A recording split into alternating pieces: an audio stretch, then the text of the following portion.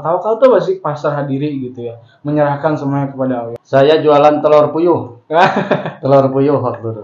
Telur puyuh, all in alam semesta gitu. Ya timin haitsu la yahtasib. Lebih baik menjadi kepala ikan teri daripada ekor ikan paus gitu ya. Jalan ketika itu saya terserepet oleh mobil box. Jatuh nggak ada yang nolongin, semua barang tumpah, itu barang orang lain gitu, strawberry-nya.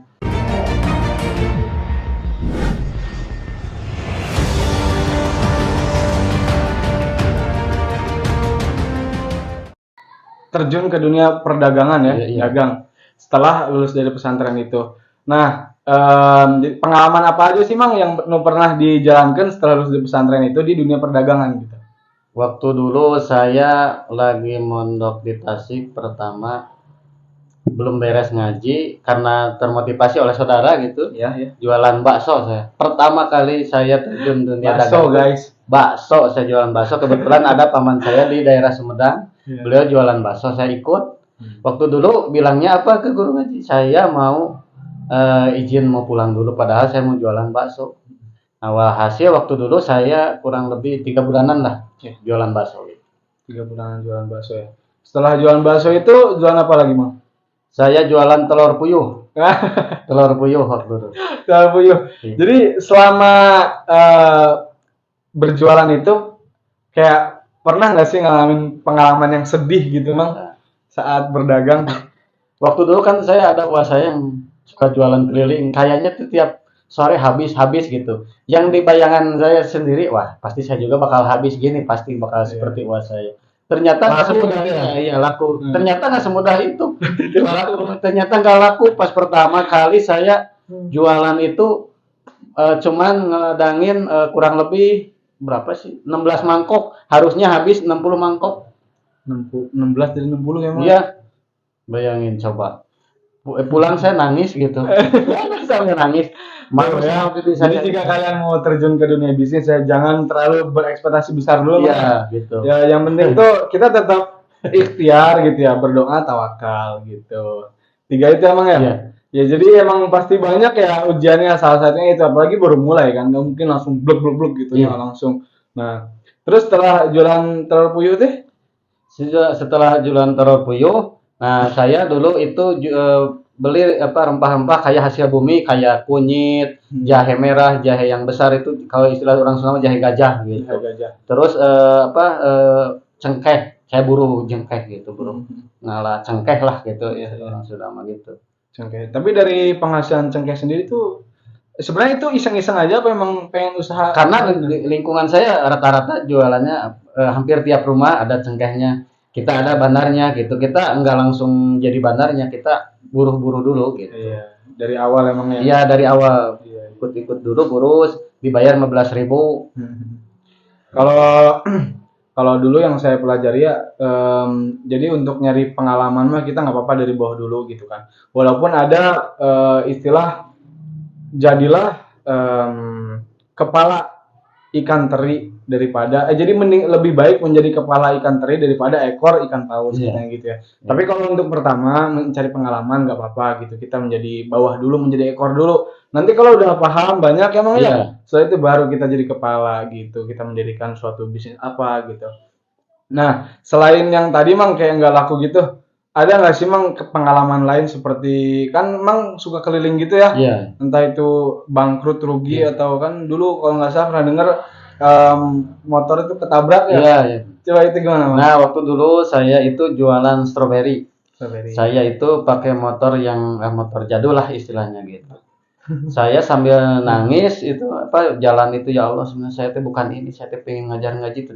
Kenapa saya bayangin jam 3 subuh udah keluar dari rumah gitu.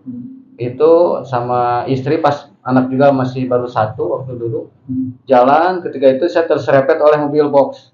Jatuh nggak ada yang nolongin, semua barang tumpah, itu barang orang lain gitu strawberry-nya.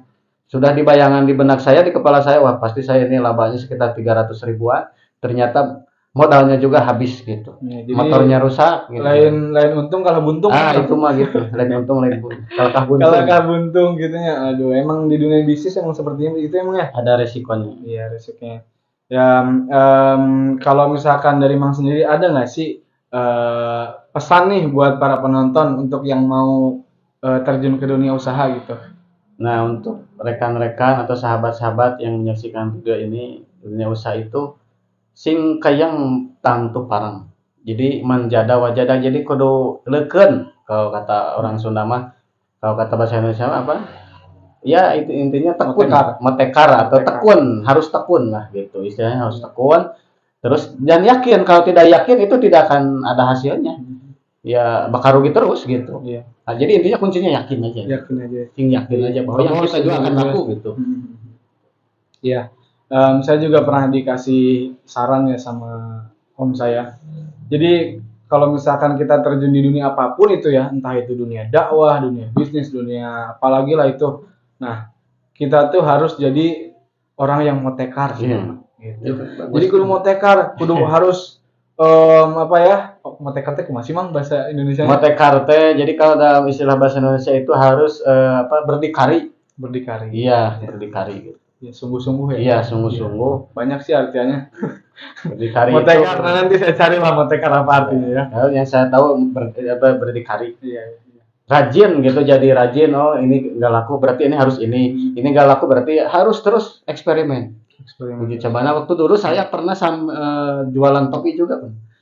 Bayangin saya dari pagi sampai jam 2 siang pertama berangkat dari rumah, istri saya lagi ngandung, jualan topi saya bawa 50 topi, belum laku nyampe jam 2 siang, perut udah lapar.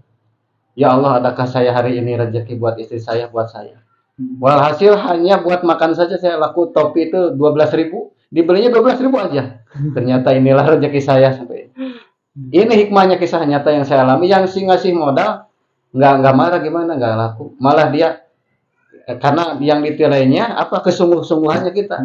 Sebenarnya saya nguji kamu, nih saya kasih 300.000 buat kamu, buat apa ini kan saya barangnya juga nggak laku. Nggak, yang saya pilih adalah kesungguhan kamu, keinginan kamu untuk ingin berjuang untuk menafkahi istri kamu, gitu dulu gitu. Jadi saya juga pernah dengar tuh saat kita teh ragu sama rezeki Allah, berarti kita tuh udah ini ya maksudnya apa sih, syirik apa sih? Ya itulah bahasanya.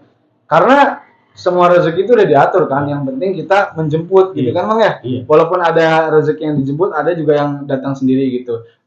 Ya timin haitsulah yatasib gitu ya. Nah, itu saya juga bukan dari topi, ternyata dari jualan topi, ternyata dari orang yang ngasih modalnya itu malahan ngasih duitnya gitu. Berarti Allah yang membulak-balikan wasilahnya dari sana. Rezekinya sebenarnya dari tangan itu gitu, dari tangan yang memberi modal ke saya gitu. Saya teh pernah ini ya punya temen itu, dia teh udah nikah, udah punya anak 1. Dia teh kerjanya semua diambil serabutan gitu. Jadi all in alam semesta gitu. Jadi dari mulai nge-grab, habis itu jualan, ngajar, semuanya diambil sama dia. Borongan lah gitu. Borongan semuanya, serabutan semuanya diambil gitu. Saya teh kan penasaran ya. Iya. Maksudnya kan kenapa sih kita kan masih seumuran gitu. Kenapa ente teh sampai kerja seberjuang itu gitu, secapek itu gitu kan sebenarnya masih banyak ente teh kerja di kantor kayak atau di mana gitu. Habis itu jawaban dia apa coba? Dia bilang gini, kamu itu belum menikah gitu, nggak tahu rasanya punya istri, punya anak yang harus dibiayai katanya. Orang kalau udah punya istri, udah punya anak, apapun dilakuin gitu demi menafkahi mereka, gitu emang ya. Iya. Mang juga kan udah nikah emang ya, udah berapa tahun Mang nikahnya udah? Saya 15 tahun udah. Udah 15 tahun, udah jalan 15 tahun. Anak ada berapa Mang? 3 ya. Alhamdulillah. Tapi keadaannya sehat semua Mang? Alhamdulillah, udah ada yang mondok 1 di kelas 2 sekarang. Alhamdulillah. Pesantren di Tasik gitu. Ya intinya kesimpulan yang saya ambil ya, jangan pernah meragukan rezeki yang Allah kasih gitu, karena semuanya udah diatur gitu, tinggal kita mau jemput apa enggak gitu kan. Yang penting kita udah usaha, habis itu udah berdoa, ya udah selesai, tinggal tawakal. Tawakal tuh pasti pasrah diri gitu ya, menyerahkan semuanya kepada Allah. Yang penting kita udah usaha dan berdoa gitu.